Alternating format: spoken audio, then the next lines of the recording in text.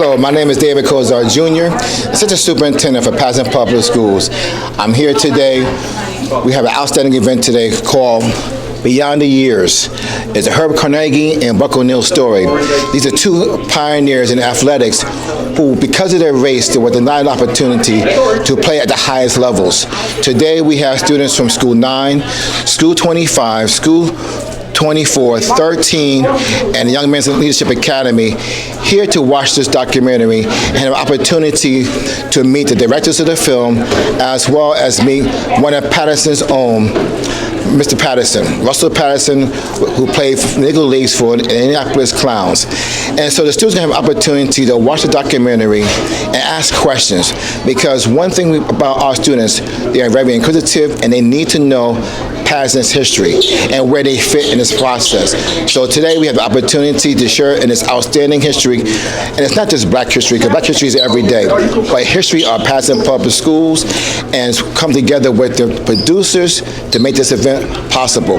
So in a few minutes you have opportunities to meet with the director of the film as well as other guest panelists, and you will see opportunities to speak with some kids regarding their experiences with this program. So individuals come out and enjoy, again, Beyond Their Years, the Herb Carnegie and Buck O'Neil story. Thank you.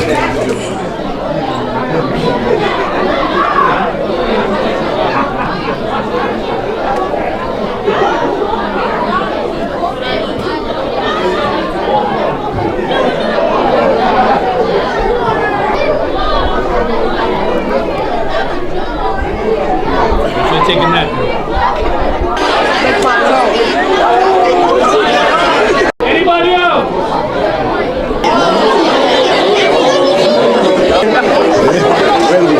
Whether we're dealing with ourselves, yes, spouse, yes, friends, our family, whatever. Everybody. Like, just leave me alone one second.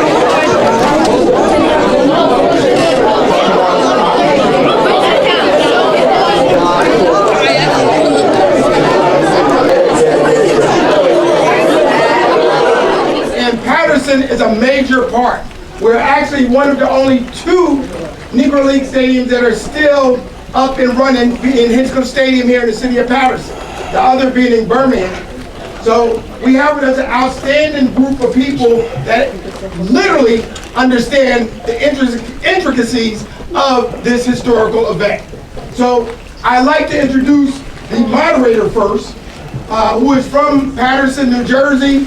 Went to public schools here, played sports here, came back and coached here, coached at the college level for many years, and now is a commentator on ESPN, Mr. Darryl Jacobs.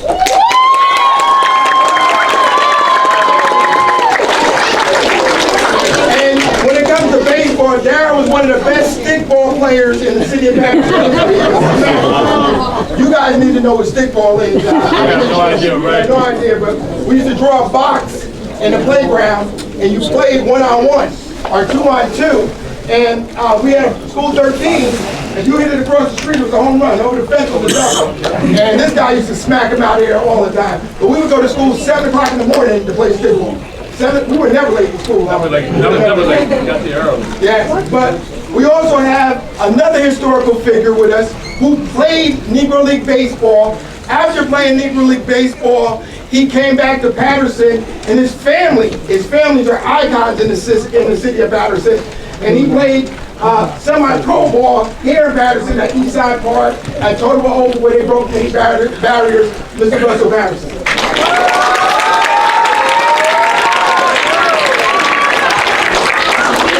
And the man who is bringing you this movie today, the producer, we want to give him a warm welcome to the city of Paterson, and Paterson Public School warm welcome, Mr. Brian McBride.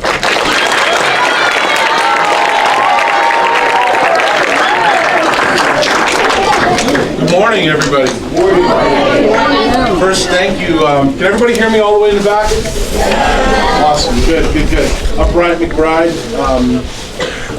I'm the producer of the film, and this is part, a little piece of my life story. You'll see it woven in as well. And this really started about 30 years ago. One of the guys in the film came into my office. I was at the National Hockey League for development, and he came in and he told me his story. And I played hockey growing up. I'm from Canada. Played ice hockey, and this older black gentleman came in and told me his story, and I knew nothing about it. I was incredibly embarrassed. I was incredibly ashamed. You'll see who it is in a minute. And that burned a hole in my heart. A gentleman named Herb Carnegie. It burned a hole in my heart. I was from his home province, playing the sport that he loved and blazed a trail for, and I didn't know who he was. And I figured out that has to change. So this is part of my effort and the effort of hundreds of people who've helped make this film and what you're going to see possible so that you can enjoy it. And we'll talk some more right afterwards. Enjoy. From USA Today, Mr. Cecil Harris. Can you please wave and say hello to everybody? And we have Dr. Frederick from Georgetown University.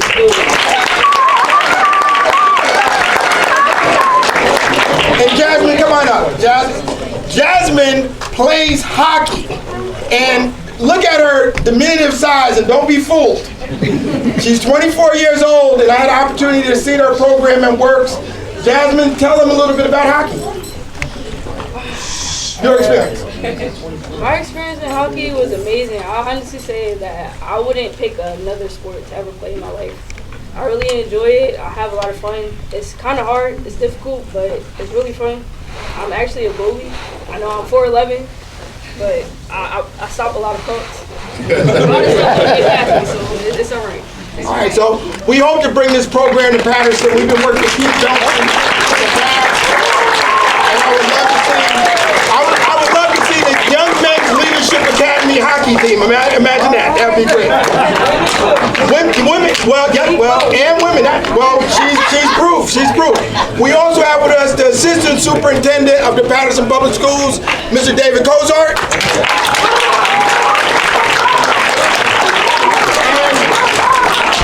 Business Administrator for the City of Paterson Public Schools, Mr. Richard Leon Matthews.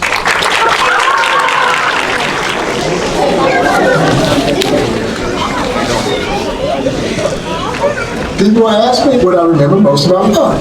And the thing that I remembered is that you always felt better leaving Buck than you did when you came to see him. And it's been interesting for me to learn about her story and see that stark parallel between these two men who never met one another, that they should have. They are kindred spirits. Two different men, two different countries, two different sports, one heartbeat. I don't know if you can tell the history of baseball without including Buck O'Neil. He played with great players like Satchel Paige. He helped mentor great players like Ernie Banks. He understood talent. Buck was good enough to play in the major leagues, but he couldn't because of the color of his skin. Herb was good enough to play in the NHL, but they said, no, you can't because you're black. There was every reason for Buck to be bitter, but he refused to let that be the story that defined him. Herb Carnegie is the best hockey player never to play in the NHL. Herb and Buck, knowing they weren't going to get the recognition of how great they were, they did it anyway. Buck is a pioneer. If Buck went through what he went through, and he opened the doors he opened for us, none of us can ever complain. If it wasn't for Buck, I wouldn't have had the opportunities that I had to try to follow in his footsteps. There's definitely elements of Herb in my DNA. Without Herb Carnegie, I don't make it to the NHL. They were made to stay in their place. They were not going to be denied. They overcame that adversity, and they just decided, you're not going to beat me. You are not going to beat me. Just viewed the outstanding movie Beyond the Years, and by Brian McBride, featuring legendary Hall of Famers Buck O'Neil and Herbert Carnegie. It's a must-see. It's something that I hope we'll be able to get into the Paterson Public Schools curriculum and curriculums throughout the United States, because this is our history, not just black history, our history. What about School 9? All right. Now this school better make some noise. School 13. I love that. School 13 is a place where I learned how to play all my sports, really, as well. I think we got the Young Men Leadership Academy here as well.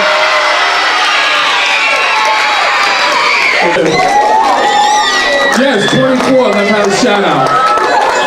Between school 13 and school 24 is where I learned how to play baseball at that Assemblyman E.Wimberly discussed previously as well. So you guys don't know anything about stickball, but I had a lot of home runs in both playgrounds as well. So thank you guys for coming this afternoon. The movie here was because when I was growing up, we didn't have access to this kind of feature or this kind of information.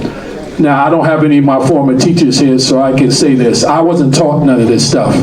I wasn't taught the business of sports. I was taught to play sports. And all I wanted to be was a professional athlete. But one of the things I did growing up in the city with my friends, I always would do broadcasting and make pretend. They say I was pretty good at it, not knowing I was preparing myself for what I'll be doing in the future. So I'm fortunate to be where I'm at today, and I definitely wanted to pay it forward, bringing this to you guys, as well as bringing up this fantastic panel that I'm going to introduce now. He's an award-winning author, sports journalist for the New York Times, New York Daily News, New York Post, Newsday, Associated Press, and the Sporting News, as well as the Hockey News, just to name a few. Please welcome to the stage, Mr. Cecil Harris.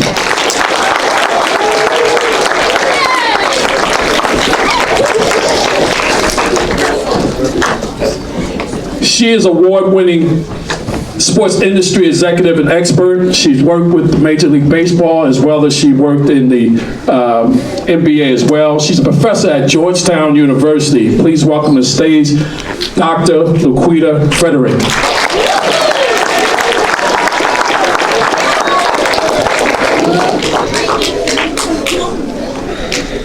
He is a Negro League legend and historian. He played for such teams as the Indianapolis Clown, among others, in the Negro Leagues. Please welcome Paterson own Mr. Russell Paterson.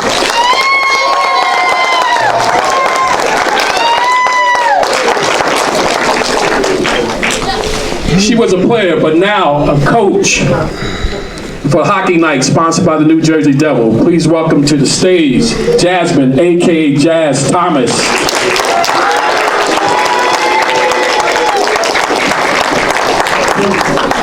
Last but not least, he's a former VP in the National Hockey League, which he's the first to be in that position. He's executive producer of Beyond the Years, as well as Willie, which is streaming on Peacock. Willie is about Willie O'Ree, the first African-American player who actually made it in the NHL 10 years after Herb Carnegie had to try out with the New York Rangers in 1948. Please welcome Mr. Brian McBride.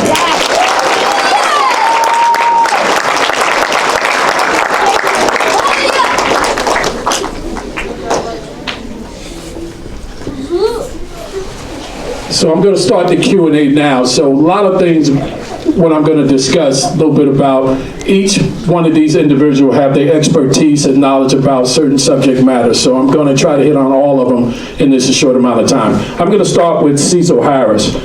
Mr. Harris, you had the distinct opportunity to interview both Buck O'Neil and Herb Carnegie. My first question is about Herb Carnegie.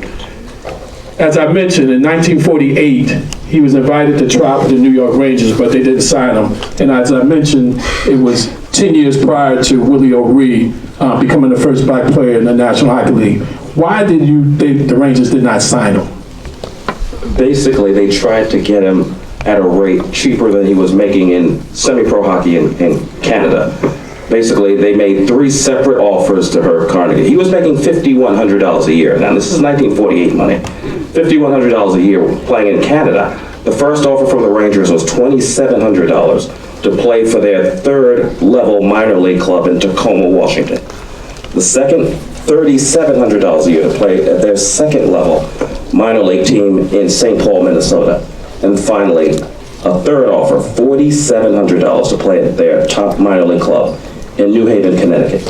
Again, each offer less than what he was making, and he was married with 3 kids, and he'd have to basically be away from his family for 8 or 9 months playing minor league hockey with no guarantee that he would be promoted to the NHL. And that's basically known as lowballing, when somebody tries to get you on the cheap. And Herb Carnegie was a man of immense pride, and he would not accept less than what he was worth. This next question is for Dr. Frederick. Let's talk about representation.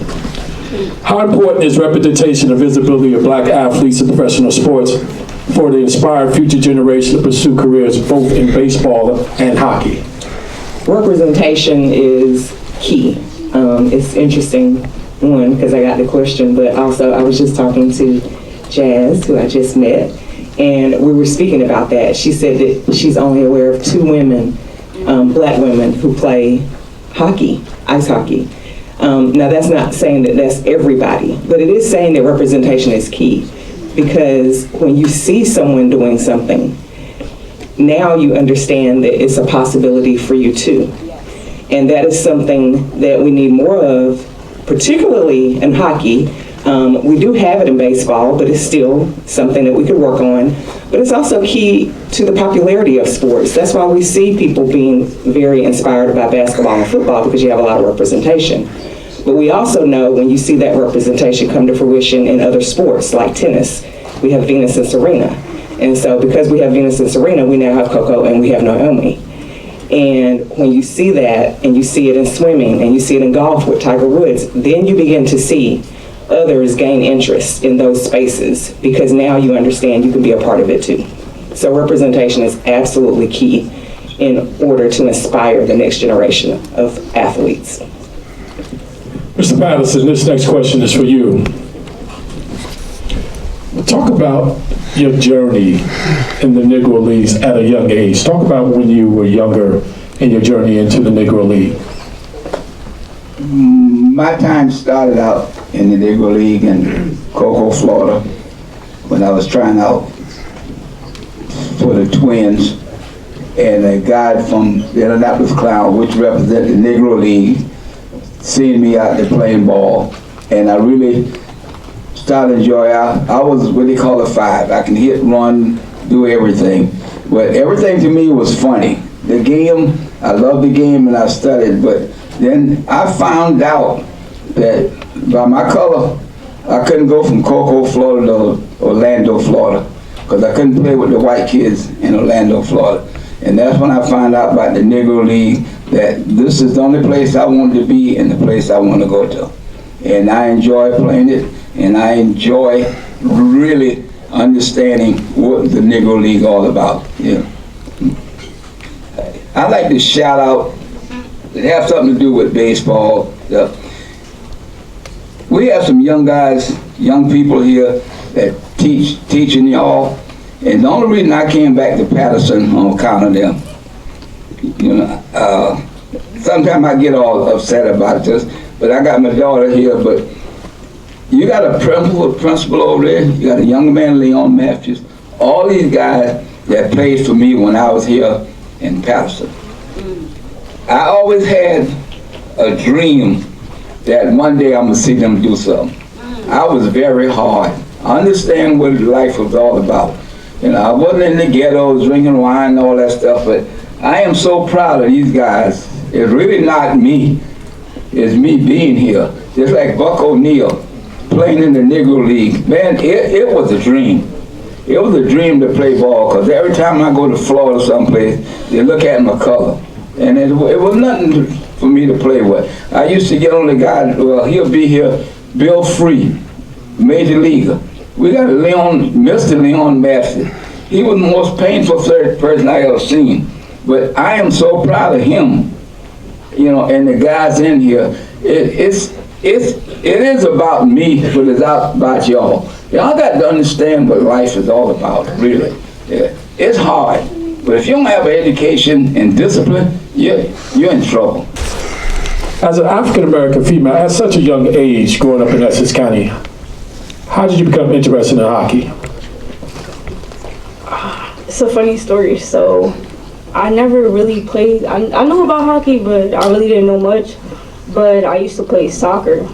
So the school that I attended, my high school that I attended, it didn't have a female team. So I would have played with the guys. I didn't want to play with the guys. So my mom, she decided to take me to a different school to try out at their practice and see how it went. So that's when I ran into my former coach, Rupi. And he asked me, he's like, hey, do you want to sign up for hockey? And I looked at him, I'm like, hockey? I'm like, we don't play hockey. I'm like, what you talking about, hockey? He's like, you should sign up, you should sign up. So I looked at my mom and I asked her, I said, can I do it? Because I've been roller skating since I was 2. So, and my mom, she would take me ice skating once in a while. So I felt as though I had an advantage since I already knew what I was doing. So I tried it and I actually loved it. Mr. McBride. Yes, you can applaud.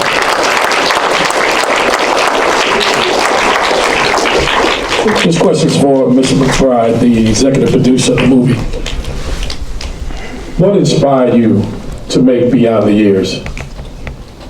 Well, before I answer, I first have to just say thanks to everyone in Paterson for having us. Della, I don't know if you're still here, thank you. And Mayor's office and Dave, I mean, just such an incredible welcome by so many amazing people to make this happen.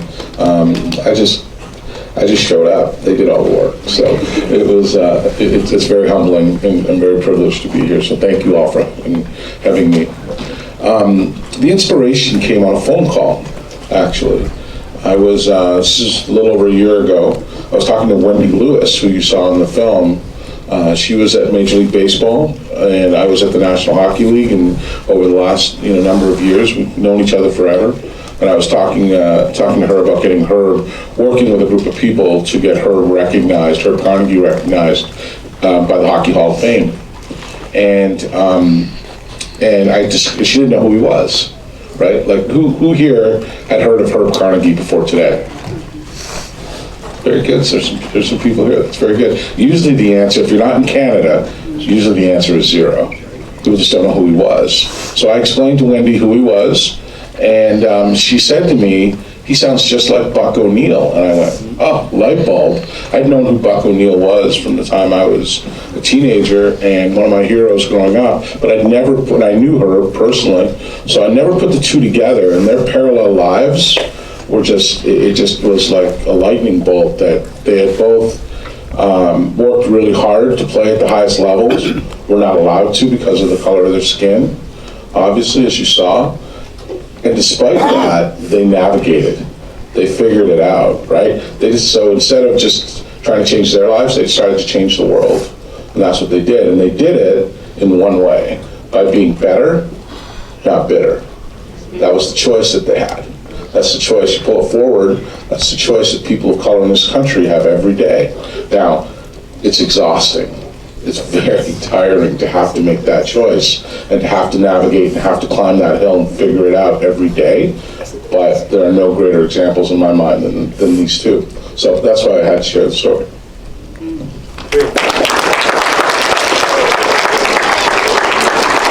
Question for Mr. Harris.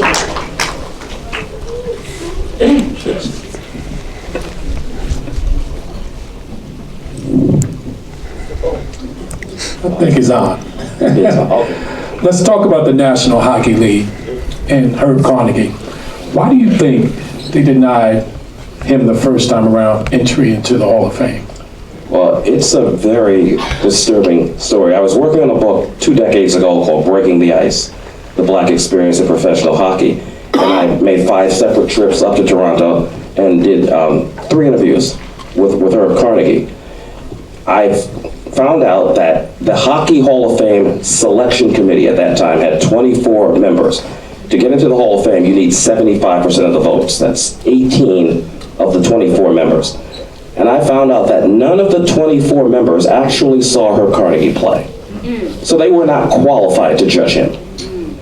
And some of them said, well, he didn't play in the NHL. Well, if you're black, they're not letting you play in the NHL, you're gonna hold that against him? after his career is over, he wanted to play in the NHL. When Herb Carnegie was 19, a man named Conn Smythe, who was considered the most influential person in hockey, his nickname was the General. What Conn Smythe said as owner and coach of the Toronto Maple Leafs carried a great deal of weight. Herb Carnegie went through a tryout for Conn Smythe, and afterward, Conn Smythe told reporters, "I'll pay any man $10,000 if you could turn Herb Carnegie white." It's insane. Now, if Conn Smythe had said, "I'm going to be the first to sign a black player," the other 5 franchises, I'm sure, would have given other black players an opportunity.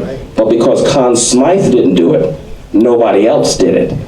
So to discriminate against Herb Carnegie in the prime of his playing career, and then discriminate against him years later, decades later, when his name came up for consideration, the Hall of Fame, it's a shame that none of the 24 members, that we're going to find people who saw you play, and we're going to talk to them. And there were 2 that the Hall of Fame Selection Committee should have interviewed.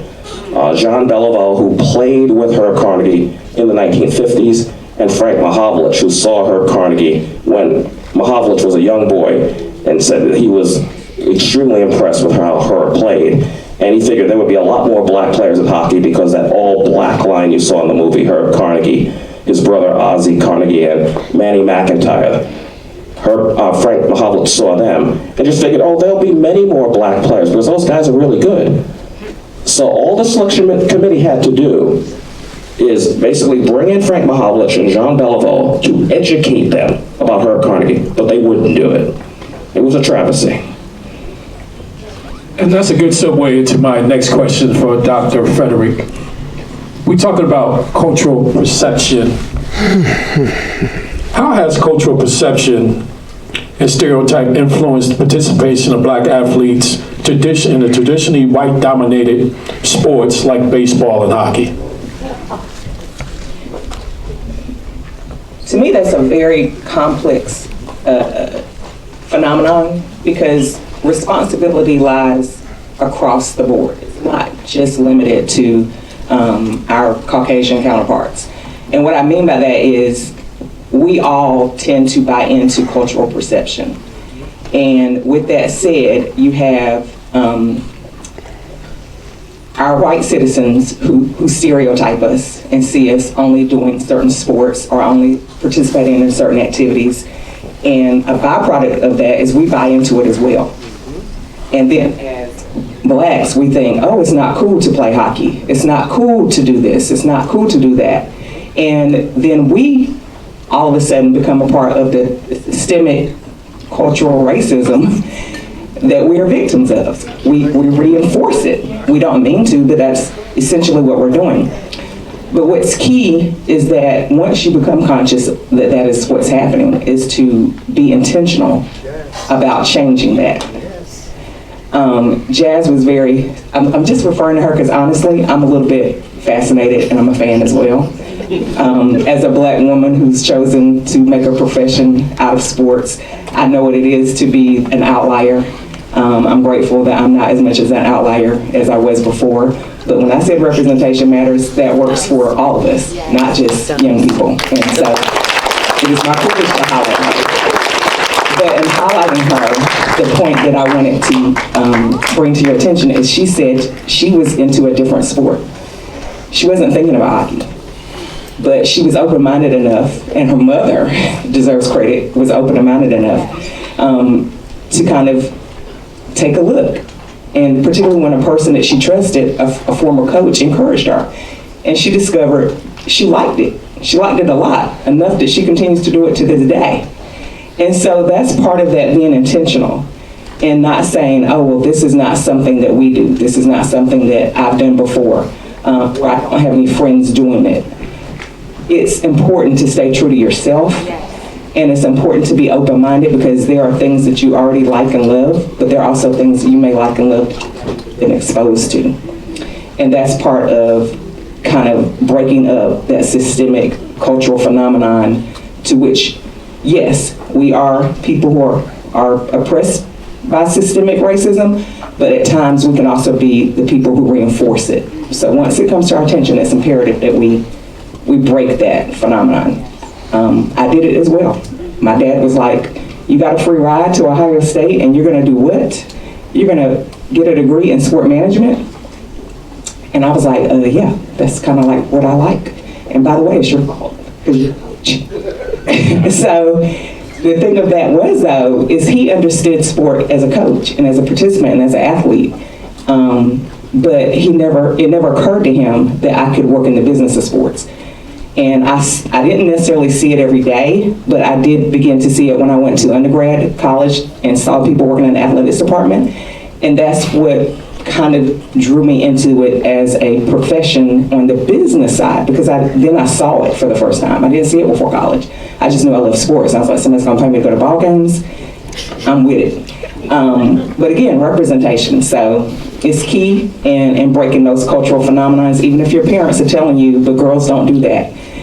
But black people aren't in front offices. I stood up to my own father, and I knew he was proud the day that he asked for tickets to the Orlando Magic to see the Bulls play. So stick with your guns. Thank you, Dr. Frederick. Mr. Paterson, talk about, well, let me ask you this question. Did you ever have a tryout with a major league team? No, because I was too black. Simple as that. They see me a lot down in Lakeland, Florida, Detroit Tigers. They called my name when I got up, raised my hand. At the time, I was known as Russell Paterson. I did this. The guy said, no, we're looking for a white kid. And this is the honest God truth. I'll never forget this. They had a kid from Chicago. He was white. His name was Boss. He couldn't play dead on the field, but they actually signed him. And that's when I got to the point in my mind that I got to either play baseball, be good, or leave it alone. That's the question on that. I seen the Braves. I was in a place called Royal Oak, Michigan. I went 2 for 3. I went to Cedar Rapids, Iowa. I went 4 for 5. First they told me I was too small. I had an arm. I was a little cocky. That's life. You know, playing sports, you got to have a little cockiness. But I got turned down every time this color. And I learned in a long time that I can get these guys here back to Paterson. I'm coming back to Paterson. I get these guys in Paterson to understand what life is all about. That question he asked me, maybe going off the line, but we had a team here called the Paterson Black Sox. Then we got a team called the Paterson Orioles, which 90% of the guys that was in high school asked me to coach. I'm gonna give you a little history here, and I would love for all you kids and adults to listen at this. You know, at Total-Way Oval, 1976, we were the first all-black team that ever played there. You know, at Eastside Park, which is Larry Doby now, we were the first all-black team that played there. I did a lot, not for me, I did a lot for the kids, most of your parents. I did a lot because I always, that time, I love Paterson. You know, I live here for a reason, to take and spread my life so I can let people know what history is all about. I do black history, I do South Carolina history, I do baseball, I do all history. So I can let you young people understand. You don't have to stay on the corner and stay on the street. Break your butt up and get out there and do something. Then you won't be discouraged like me trying to play baseball. Yeah. And believe me, there's a lot of money in playing sports. Yeah. That's my question. That's my answer. Thank you, Mr. Paterson. Ms. Thomas, as an African-American woman, what are some of the challenges you faced in the sport of hockey? That's a good question. So, playing hockey, since you're a different face in the arena, you get a lot of stares and people just looking at you like, oh my God, she plays hockey. I'm like, yeah, I play. So then you gotta show them that you're good and you're capable of doing that sport. So after the game, we done beat the team, they're like, you know, you're really good, you're really good. I'm like, thank you, I appreciate that. It's just that you have to stand out more. You gotta be different. I don't know what else to say. I think that's good. Thank you. Mr. McBride, in making this movie, what do you want people to take away or walk away thinking? Yeah, it's a great question. You know, one of the things that when you start out, this is our second film that we've done.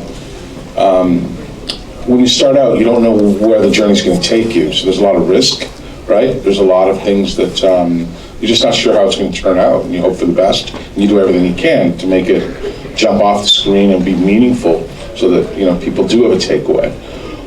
But sometimes along the way, you got to get lucky, right? There was a great saying, I think it was Vince Lombardi, who said, "Luck is the residue of hard work." Right? You just kind of keep putting yourself in a situation to get lucky. The footage, if you remember that footage where it followed Buck around for the day, that footage sat in the basement of a Kansas City television station for 20 years. And no one had ever seen it. It was forgotten. So somebody that we met along the way said, "Hey, do you want this box? It says Buck O'Neill on it." And we opened it and watched it. I watched 3 hours of it and cried watching it. I said, this is the heart of the film, because the takeaway for me was, you know, as Dr. Frederick has said, and Mr. Paterson has said so eloquently, you know, it's, there is systemic racism in just, we swim in it. Yes. We've all accepted it. Right? And that's really hard and really awful. So rather than talking about it, we want people to feel it.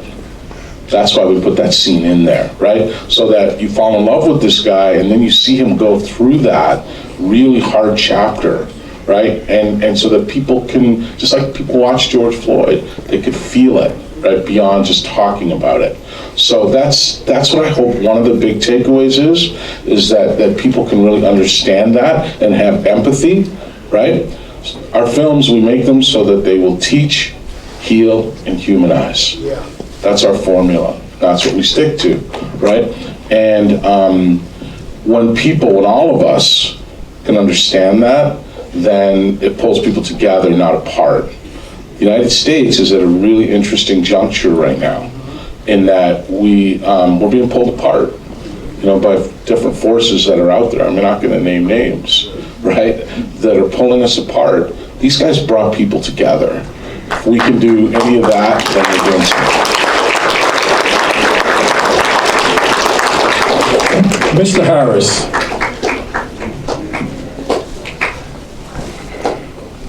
I want to talk about mentorship. What did Buck O'Neill life teach us possibly about mentorship? Well, at that time, there weren't as many black players getting an opportunity to play in the major leagues. In Buck's athletic prime, he wasn't allowed to play. He then became the first black coach in Major League Baseball with the Chicago Cubs. And two of the Cubs' young players were Ernie Banks and Billy Williams. Buck O'Neill mentored them. They're both in the Hall of Fame now. The importance of having someone who has experienced things, dealt with prejudice, and basically dealt with systemic racism. Buck O'Neill was able to help Ernie Banks, Billy Williams, and later Lee Smith. And when I met Buck O'Neill, he was a scout for the Kansas City Royals. I was covering the Yankees for Gannett. And at that time, the Royals had black players, Frank White, Willie Wilson. Buck O'Neill helped them. And then this is in the 1990s, so things had changed for the better, but still there was systemic racism. And Buck's contribution to the sport transcended what he did as a player, because he took it upon himself to take younger players under his wing and teach them what they needed to know to succeed. And any of you can have mentors, your teachers, your principal, deans of your schools. If they see something special in you, they can mentor you to get the best out of you. And I had mentors when I began my career as a sports writer. A man named Sam Lacey, who lived into his 90s. And he once told me a story that blew my mind. He would cover the Brooklyn Dodgers at Ebbets Field. This was in the 50s before they moved to Los Angeles. He was black. They would not let him in the press box. Sam Lacey had to sit on the roof of Ebbets Field to cover a game. And the white sports writers decided one day, in solidarity, they would sit on the roof with Sam Lacey. But they did it only once. Sam Lacey had to do that all the time. But he didn't let that stop him from covering Jackie Robinson, Roy Campanella, Don Newcomb, the other black players on the Brooklyn Dodgers, and covering Major League Baseball. And those stories inspired me because I don't experience anything like that in my career. But he overcame all that, and he basically sent me the message, you work hard enough, you're gonna make it, because it's not as bad as it was in my day. It's not great, but it's not as bad as it was in my day. So that's the importance of mentorship, having a more experienced person take you under his or her wing and teach you what you need to know to succeed. And that's a good segue. Round of applause. And that's a great segue for my next question for Dr. Frederick. We're going to talk about media representation, which I'm a part of now as well. How has media coverage influenced public perception of black athletes? This is a two-part question. In baseball and hockey, and what role does representation plays in media in shaping the social attitude towards race and sports? A really powerful question, as all of the questions are today. And before I dive in, I want to piggyback what he just said about mentors. Mentors are the first thing that you should put in your toolbox, is someone who you look up to, who's willing to kind of guide you. But I would like to add to that, because it resonated the whole moment he was speaking, is you also need sponsors. And I know that you're young people, I think you're in middle school or junior high or whatever they call it these days. Your mentors are going to be the people that are your guideposts. They're kind of like your North Stars, and that's imperative. But the second thing you need is a sponsor. These are people who will take you under your wing, and they will use their power, their influence, and their platforms to get you indoors that you would not otherwise be able to get in by yourself, or get you seats at tables that you might not otherwise be able to get to yourself. So add sponsors to mentors. And now I'll go back to the question. Just as important as sponsors and mentors is the media. The media is the most powerful tool we have in, I would say, global society, but certainly in American society, because it is a thing that we are consuming 24/7. We are consuming it 24/7 on television, via radio, via streaming, via social media. These are all variations of media. And so they have the ability to control what we're seeing, what we're hearing, what we're learning, and they have the ability to gatekeep. So they can keep you from certain information, but they can also pour into you information. And then the third layer of that is when you go look for information, because it's there even if it is not being broadcast, as we learned from Mr. McBride. They had the footage, but nobody was checking for the footage until they came looking for it. So when it comes to hockey and baseball, it's important that our media tell us those stories. It's important that media shares those highlight reels from those athletes and their performances, whether it's the historical ones or the current ones. And there are prominent athletes who are making all-star rosters, who are MVPs in all of these sports that we're talking about. And they are going to be the history of the future. But right now, they are active. So use media in that way. The second way that I would also offer how media has an impact is that if you don't like what you're seeing or you don't like what you're hearing, then you not only could become a professional athlete, which is obviously one of the first things people want to do in any sport that they are passionate about. But the second thing you could do is become the beat reporter for that sport that you love. You could shape media by becoming a part of it. Having worked in sports as long as I have, and I'm very familiar with the challenges and the exhaustion, but I choose to take the path that we saw in the film. I choose to take the path of betterment, not bitterment. And with that said, I always tell people who want to focus on the media that they don't like, I was like, well, become part of the media. if you don't like the decisions that owners are making, and we heard about one singular owner who had the impact to keep someone out of the Hall of Fame, then figure out how to get your coins together and buy a team and become an owner. And then you have the ability to do the same thing. So media has a powerful place. It has a powerful place in terms of us as consumers, but we also have power in terms of requesting, demanding, and ciphering and seeking the information that we want. Because here's the thing that I know about America. She's racist, she's sexist, she's a lot of ist. But above all else, she's capitalist. America is a capitalistic society. So if you can demand from the media what you want to see, and they know that they can get eyeballs on it, and that's how they make their money, then that's the power that you can wield, is to demand that. Because trust, there are barriers, there are challenges, there are boundaries, but if you can show them how that makes them money, a lot of that melts away. Thank you, Dr. Frederick. When watching the movie, it didn't focus on the bitterness and the pain of both Herb Carnegie as well as Buck O'Neil. That's something that the family did not want to discuss to a degree, but I know behind the scenes there was some pain there. This question is for you, Mr. Paterson.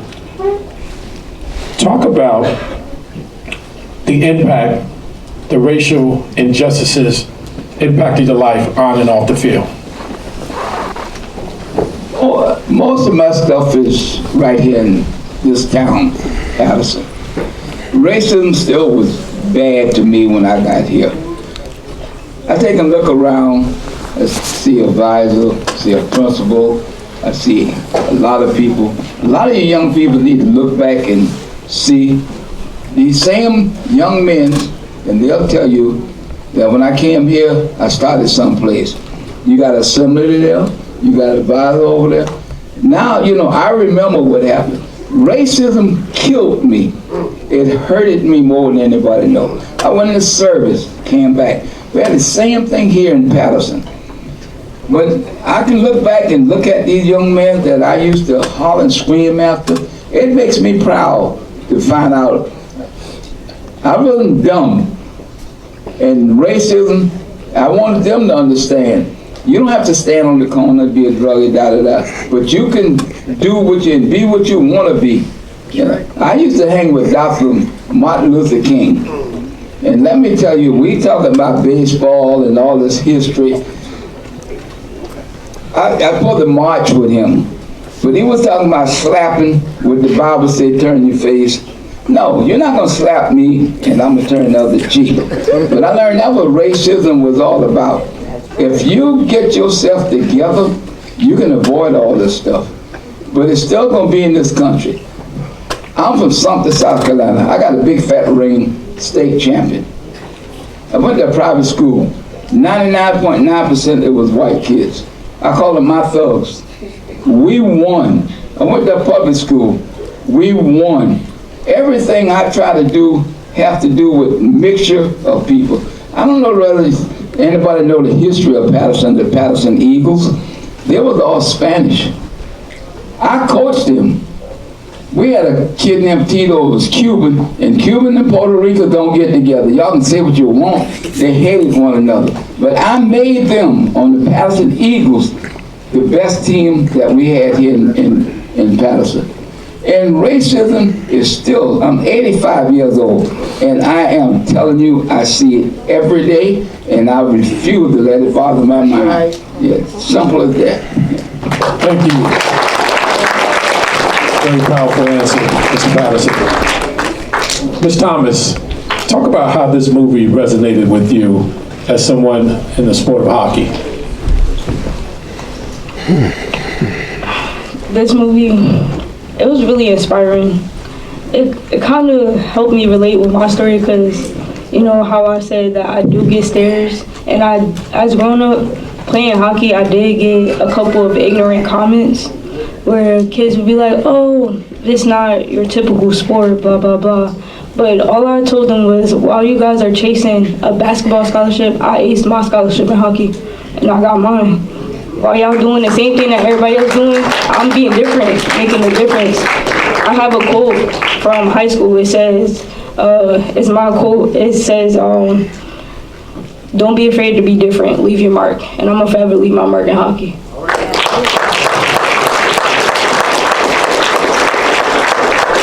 Mr. McBride, in thinking about this movie, I thought about this question. What can people learn and what are solutions? Well, like Jasmine, I'm gonna give a quote, okay? And I'm gonna say this twice. You gotta really think about it, okay? It's really important. It's the reason that we make films. Until the lion, it's an African proverb, until the lion tells their story, the hunter will always be the hero. I'm gonna say it again. Until the lion tells their story, the hunter will always be the hero, okay? Our history is American history. It is Canadian history, right? We built this country. We built North America. Don't always get credit. Don't always get the accolades, right? But the blood, the sweat, the tears that went into the foundation of America is us and the people that came before us, whose shoulders we stand on, right? That's really important. There are people working right now to erase that history. I can't think of anything worse, or very few things worse, than trying to eliminate and erase people's history. Our history really matters, and I impress upon all of you students that are here, we can't figure out where we're going unless we know where we're from. Learn our history. It's really, really important. And I'm not just talking about what the textbooks say. Dig in and talk to your family members, your grandparents, your mom, dad, uncles, aunts. There's so much important family history that is going to be yours to carry forward. So make a point to talk to your parents and to talk to your relatives and everyone that's participating, your teachers, principals, that are participating in filling you with the knowledge that we hopefully filled a little bit with this film. So it's your turn now. Thank you. Mr. Harris, how can the legacy of Buck O'Neil and Herb Carnegie influence current generation of athletes? They're both examples of athletes. Sorry. Okay, they're both examples of men who overcame systemic racism that did not let them play their sport at the major league level, but they did not allow that to prevent them from having a major impact on the sport. So part of their legacy, well, there's a Buck O'Neil group of baseball scouts that you saw in the movie. That's a tribute to Buck's role as a coach and a mentor. And Herb Carnegie is royalty to black players. When I worked on my book, Breaking the Ice, I spoke to Jerome McGinley, Anson Carter, Grant Fuhrer. They all know about Herb Carnegie. And he is someone that they look up to and revere. So their legacy is basically not allowing the racism to prevent them from achieving anything. Instead, they were able to turn that into greater determination to have a major impact on the sport. It's a shame that they were not inducted into the Hall of Fame during their lifetime, but their legacy is such that they could not be ignored. It happened after they both died, but it was just ridiculous to not have Herb Carnegie in the Hockey Hall of Fame, not have Buck O'Neil in the Baseball Hall of Fame. And people kept pushing. Bryant McBride being one of them. I also wrote a letter to the Hockey Hall of Fame in support of Herb Carnegie's induction. It eventually happened because they could no longer justify keeping them out. It made no sense to not have them in the Hall of Fame. So their legacy is as trailblazers for blacks in hockey, trailblazers for blacks in baseball. And that is really their legacy. They could not be denied. Thank you. Let's round of applause. If you get a chance, Willie, Mr. McBride, first movie is streaming on Peacock. It's called Willie. It's about Willie O'Ree, the first African-American hockey player to play in the NHL. And my final question is for Dr. Frederick.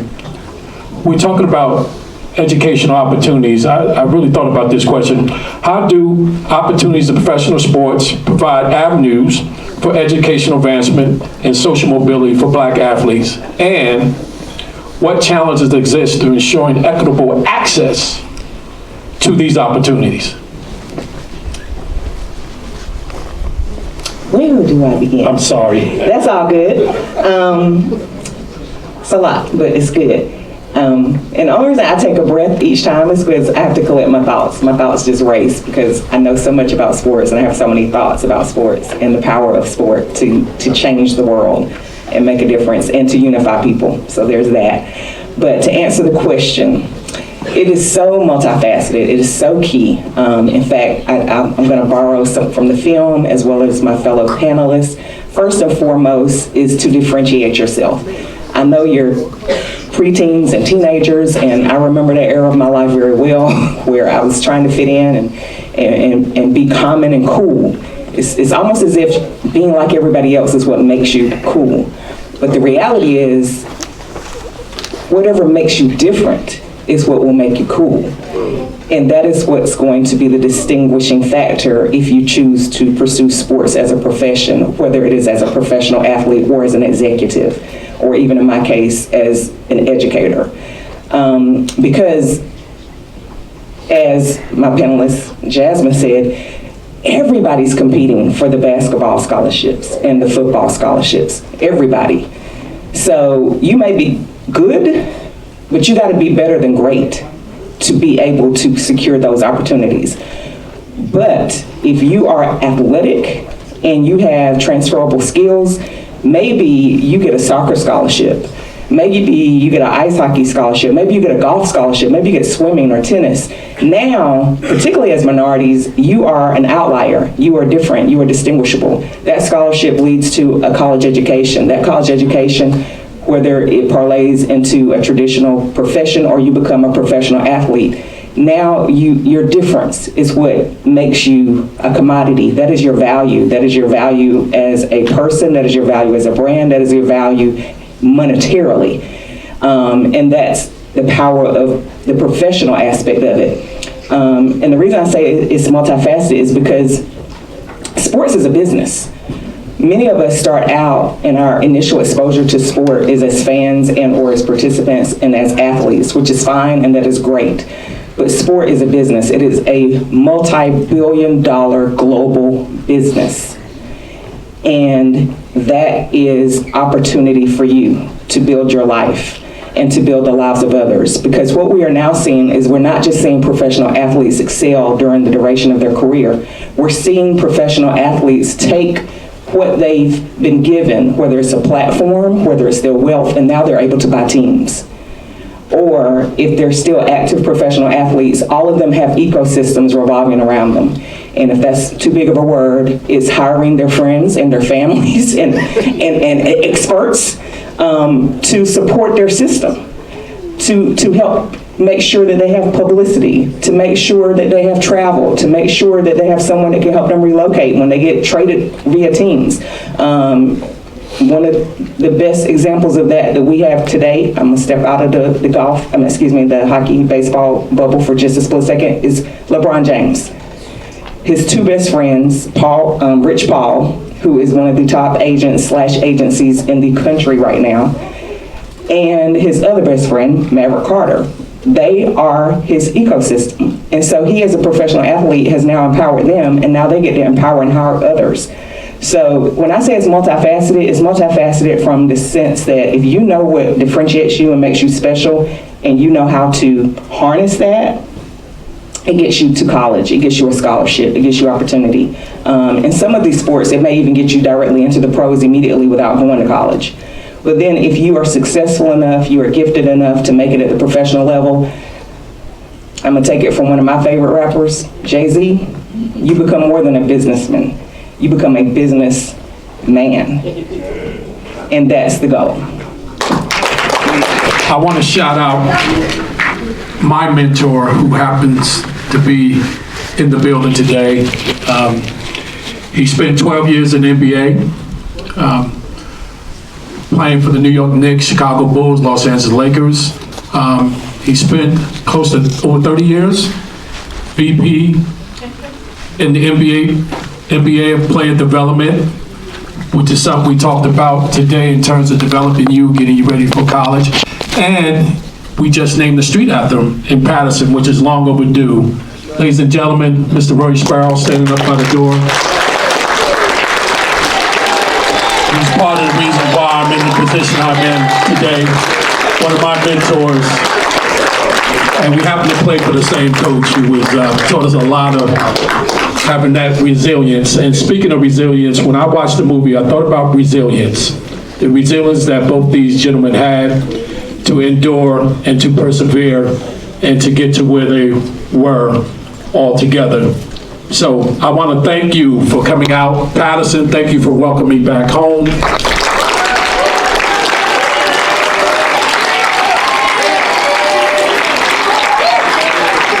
You know, I was you, sitting in the crowd, watching, observing as well. I spent over 25 years as a successful college head coach, won a lot of championships. But one of the things I ask my players to do, I always ask them to dare to be great. But I'm not gonna ask you that. I'm gonna ask you to dare to be different, which means you step outside of yourself, step outside the box, be different from people, don't follow the crowd. And some of my friends I grew up with and E.Wimberly can tell you, I was different. I was never a follower. I was always a leader. I always was thinking for myself, and I always believed in myself, what I can do. I never let nobody waver, whether it was family, friends, somebody telling me I couldn't do it. I always knew I can do and be where I'm at today. So I asked you to do the same thing. I was called Jelly Roll. And that was a name, not a name of a term of endearment. It was a name to make fun of me. So what I did, I flipped it. I used that as motivation. So I dare you to be different. Not great, I dare you to be different. Step outside your box and let nobody tell you what you can't do. Always believe what you can do. And remember, I'm from here. I'm a product of here. And I spent a lot of time in that public library sometimes researching sports and reading, and my friends thought I was so smart. I wasn't smart, I just read. So thank you for coming out this evening, and I'll turn it over to Benjie E.Wimberly because they have a program in here tonight, right? So Mr. E.Wimberly and E.Wimberly, come back up here and talk about your program. Thank you so much, Paterson. I love you guys. Great job, Paterson Public Schools. Tonight there's a movie and it's for free. All you have to do is go on my page, if you follow IG or Facebook, scan the QR code and you can come. It's called Homecoming. It's about the homecoming at Hampton University, the HBCU experience. It's free. So if you're not doing nothing, come on out, it's free. And on February 29th, we'll be showing Lean On Me here for Black History Month.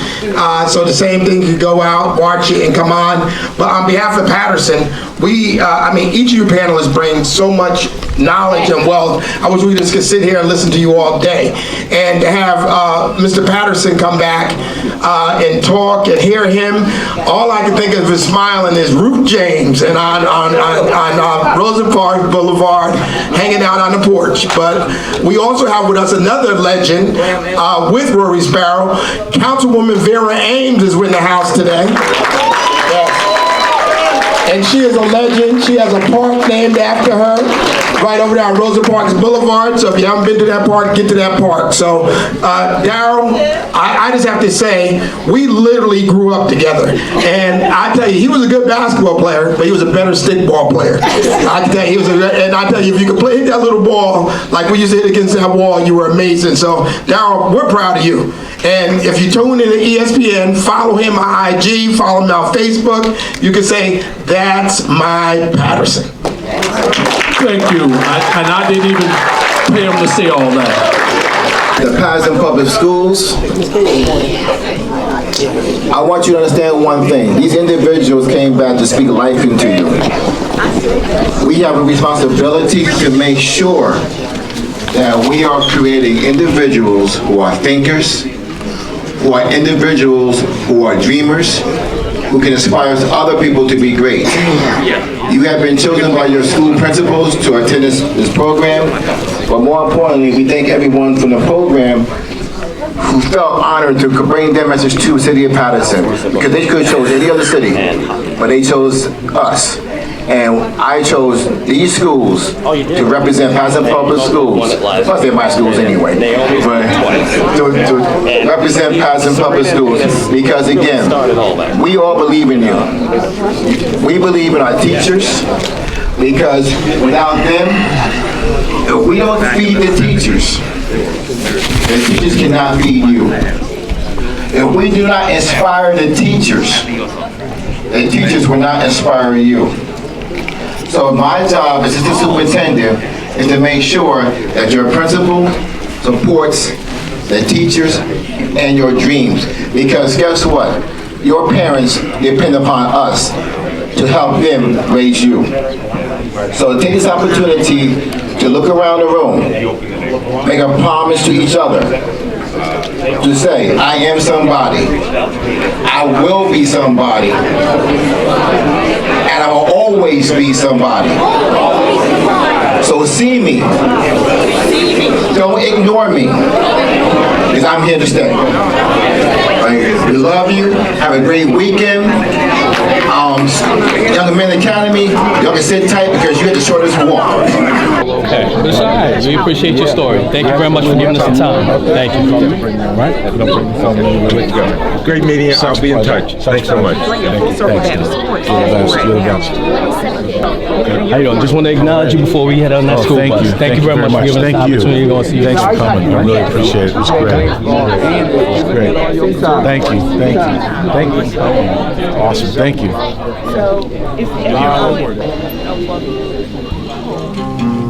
He was someone who was a son of the South, who grew up in the South, was dreaming about bigger things to get beyond his station in life, and that mirrored so many other stories of African Americans across the country. Buck is what we all aspire to be in baseball. He loved this game so much, he gave his life to it. I woke up, took my stretchers, got on the treadmill, did my stuff, took my bath. Here I am here. It's another day. It was a good day. Whichever way it goes, it's still a good day. Let me try the seat out. Let me see how it feels over here. This is Buck O'Neill, future Hall of Famer, talking from the Negro League Baseball Museum. I'm so glad that you voted him in.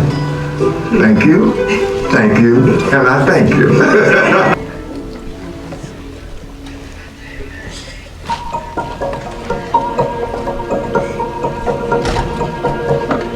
The professional black hockey player experience, looking from when Herb Carnegie was playing to now, there's definitely a direct thread that connects us all to the same history. And seeing what, in a city like Toronto in particular, youth grassroots hockey, community, recreational hockey looks like, probably a lot more young black faces that would have been there 10, 15, 20 years ago. Over the last 30 years, we've had hundreds of black players and minority players play in North America. 20 years ago, they just didn't exist. Now there's lots of good talent out there, so now that's why it's changing, the numbers change. Representation matters. If you see it, you can dream it, you can achieve it, you can believe it. And I think that the Shepherds of Hockey realize that in order for the survival of the great game of hockey, they need to broaden their scope. My dad said to me when I was 14 years old, let your difference be an asset. And I watched him live by that. He learned to use his difference as a way to move forward and to help other people move forward.